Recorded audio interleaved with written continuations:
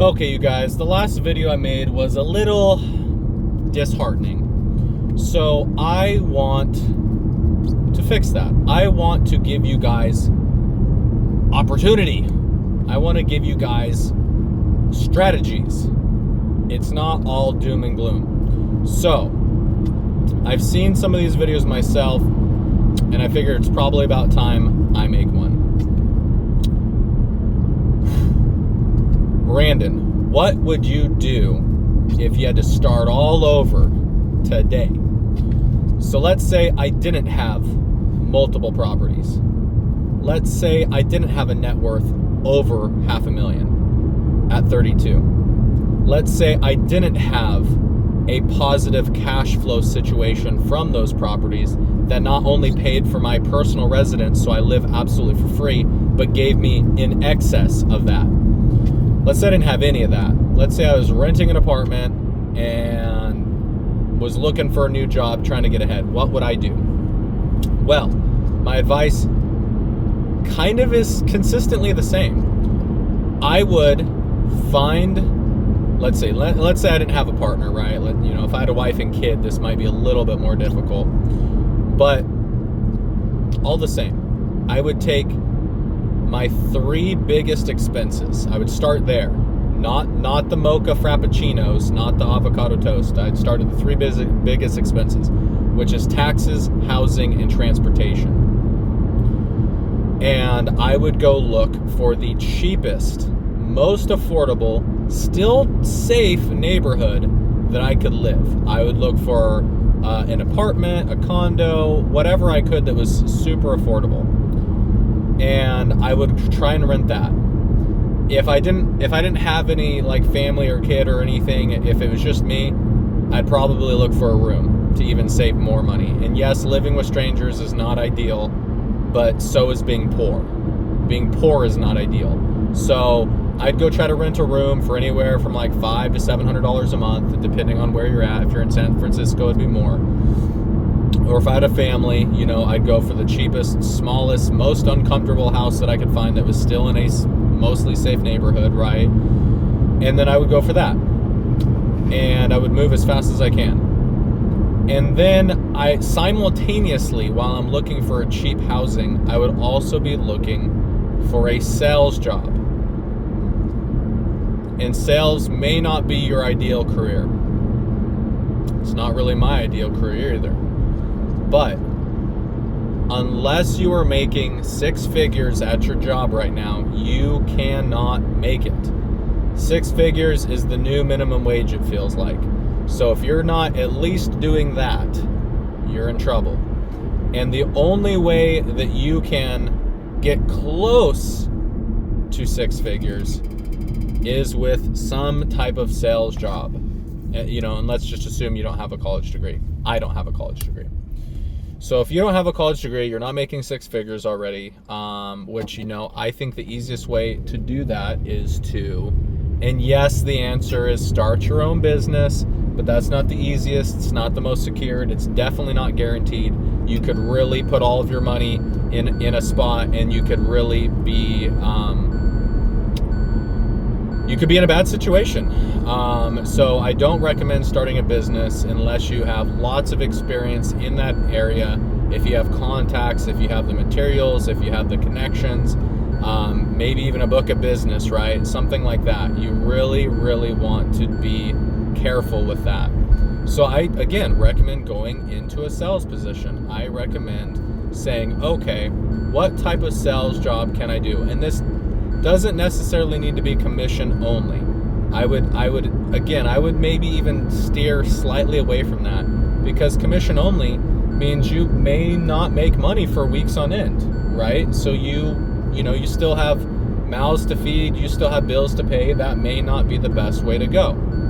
So what would I recommend? I would find some type of sales job with a decent base salary, and I would live and breathe the script. Whatever they tell you to do, do it. Do it once. Do it 10 times. Do it 1,000 times. When you're not at work, make calls. When you're not, when it's the weekend, make calls. when you are sitting up at night thinking, how am I going to get rich? Make your list of who you're going to talk to and what you're going to say. Practice the script. Say it over and over again. Change your inflection. Change your tonality. Change, you know, whatever it is, right? Try different things. Be exciting. Be interesting. Think of hooks of things that you could say to somebody that's looking for, you know, having the roof redone or their house painted. Typically, I would look for like home services, right? Because those are pretty easy. Like, hey, windows washed, car stuff. Usually, there's not a lot of money there, so you got to go for like home services, like HVAC services, like even duct cleaning can be pretty cheap. But you know, look at the bigger ticket items. Look at things like house painting, windows, roof, window cleaning, right? Like whatever, right? And just sell those services as much as you possibly can, and do it all day, every day, right? Whether it's a phone call, whether it's in person, you're working 7 days a week. Anytime that you can talk to somebody, you are. Probably 8 a.m. on a weekend, probably not 9, you know, but like 9:30, 10 o'clock, you should be at someone's door, or you should be making a phone call, right? Regardless of what it is that you're selling, you need to always be maximizing your time with potential clients. And that's what I would recommend, is you get yourself some type of sales job, some type of gig where you can actually make a little bit of money. And hopefully, and this most importantly, you need to go to people that are doing that job and saying, who here actually makes 6 figures, and is it possible? Because if they say, oh yeah, our best and brightest who's been here 10 years, they clear 6 figures.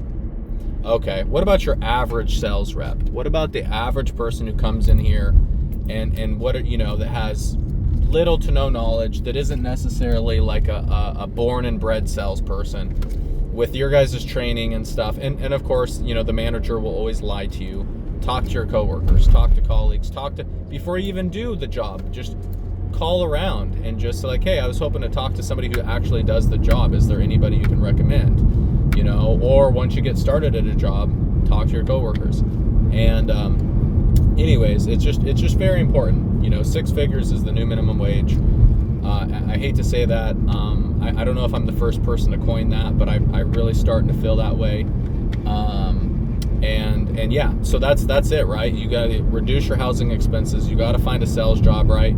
If you're trading time for money and that's all you're doing, you're never going to make it unless you're making $40, $50, $60, $70 an hour. You know, I might even recommend to people, you might even want to look into trades. I know I've heard other people say that before, but like flipping burgers at McDonald's or any fast food chain place, right? It is not going to get you where you need to go. You're trading your time for money, and it's not enough. You need to be making $40, $50, $60 an hour, right? So maybe go to a trade school, right? That actually, you know, if you don't want to do sales, right? If you're just like, hey, Brandon, you lost me at the word S. I do not sell. I do not talk to people on the phone. I am the worst in person or over the phone. Bar none. Then you're gonna have to get your hands dirty. You're gonna have to do stuff that other people don't want to do, and that might be doing septic work. That might be on a roof when it's 110 degrees outside.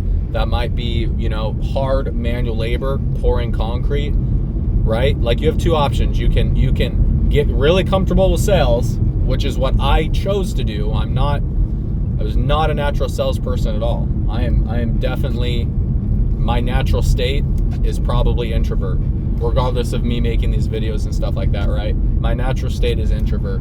I've just been paid, and I believe for so long, so consistently, that sales is the only path for me out of poverty, that I just made it work. And if that's not an option for you, then you got to do manual labor, busting concrete, pouring concrete, roofs, electrical. That might take you a long time to get, but you know what I mean? You just need to start making more money now, regardless of what it is, and you need to do it 7 days a week, and you might need to do it for years. You might miss some birthdays. You might miss some Valentine's days. You might miss some dates. it's the cost. It's the cost of you know, getting ahead in life.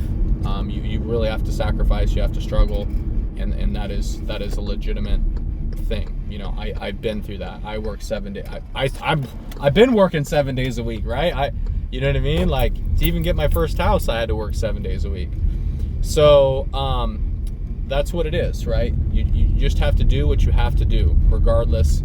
If it's important to you, if you are willing to make the sacrifice, then make it, right? No excuses. Like, hey, I'm tired of being poor. I'm tired of inflation destroying any chances I have of getting ahead economically, and I'm willing to do something different. I'm willing to make a change. Okay, cool. Well, here's your chance, right? Here's your opportunity. Get into sales, get into construction, do something different than what you already are doing. So that's the most important part of it, right? You got to do something different. So anyways, when it comes to taxes, I mean, you don't really have to worry about taxes too much until you start making money. Typically what I tell people is, you know, until you start making 6 figures, or you have like business revenue or multiple sources of revenue, you know, there's not much you can do tax-wise unless you have your own business. So maybe start a side business, right? Like, let's say you're door knocking for windows. Let's say you're door knocking for windows, and your job is to get people to replace their windows.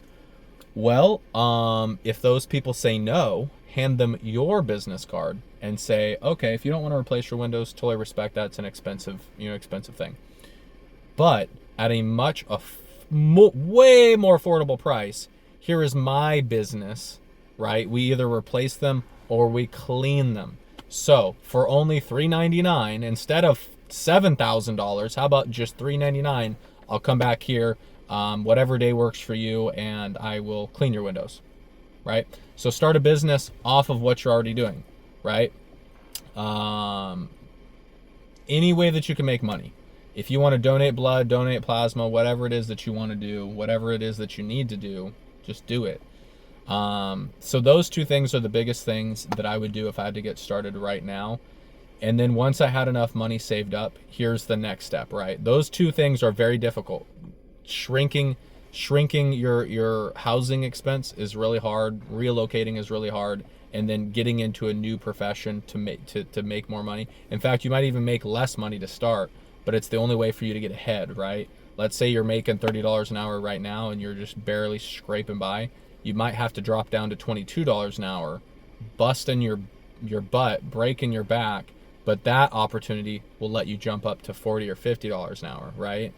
So, you know, just think about, like, you know, what's important to you. And then obviously decrease your expenses, right? You hear that all the time, Dave Ramsey, right? Beans and rice, rice and beans. But the next step is, once you have some money saved up, because that's the whole goal of this, right? Make more, spend less, reduce your housing expense. Once you have some money saved up, the next step, most importantly, is to get an asset. And I would advise to get a house. But Brandon, in your last video, you said it's impossible to get houses right now. Yes, it is extremely, extremely difficult, but not impossible. You have 2 options. One, you get approved and you look for houses with an assumable mortgage. What does that mean, Brandon? What is assumable mortgage? That is somebody who has, I believe it's a government loan, so USDA or FHA. I don't think VA counts because you have to be a veteran to get that loan, but those 2 government-backed loans are assumable. And if somebody's willing to sell, you can assume that interest rate. So you just take over where they left off, essentially, right? Check with your mortgage broker, check with your realtor. But that's my understanding. I haven't assumed anyone's loan. Or you can meet with local investors such as myself and partner with, or not partner with, but reach out and say, hey, look, I'm pre-approved. I need to buy a house. I need an investment, and I'm looking for a property that I can take over subject to the existing mortgage. So assumption of the mortgage is working with the bank, getting approved through them, and then taking on that mortgage officially. Subject to is not really letting the bank know what's going on, but just taking over the payments, moving in, you get the deed to the property. So it is your property. You just aren't on the mortgage. So you find people who are in, difficult situations and they just need to get out of their property ASAP, but they don't have a lot of equity. An option for them is subject to their existing mortgage. So that's an option. And that's what I would do is I would look for properties in those two categories or a multifamily, particular a 4-unit building if possible, and then owner occupy it. That would, do two things. It would get you an asset, and it would also get you income. It would get you an asset, and it would reduce your housing expense potentially. And that's why I'm such a huge advocate of 4-unit buildings. 30-year fixed debt. Even the interest rates right now are ridiculous. You probably won't cash flow. It might actually cost you a little bit more, but it's your house, it's your property. You have 3 other people who are paying you rent. You can usually increase that rent. You can improve the value of the property, increasing your equity. There's a lot of things you can do once you get your hands on an asset. So anyways, that's just the video I wanted to make for you guys. Let me know if you have any questions, but if I was to start all over today, I would do exactly what I did, which is I got the smallest apartment I could afford. I decreased all of my expenses to the lowest humanly possible, in my opinion. I suffered a lot. I worked 7 days a week. I saved up money, and I bought a property. I house hacked it, rented out all the rooms, right? And that was before I, knew the power of multifamily. So if I was to start again, I'd definitely do a 4-plex. 100% prefer that. Anyways, you guys, that's my recommendations, and it's absolutely actionable. You can do that today. You can go find a cheaper place to live. If you already have a house and your mortgage is ridiculous because you just bought it, you know what I mean? You might be... Put a comment down below. That's a more difficult situation, because if you can't rent it out and at least break even, then you're gonna be losing money every month if you do that. But if you move from your house into a small apartment, you might save $600 or $700 a month. So there's some different possibilities there. Anyways, catch you guys later.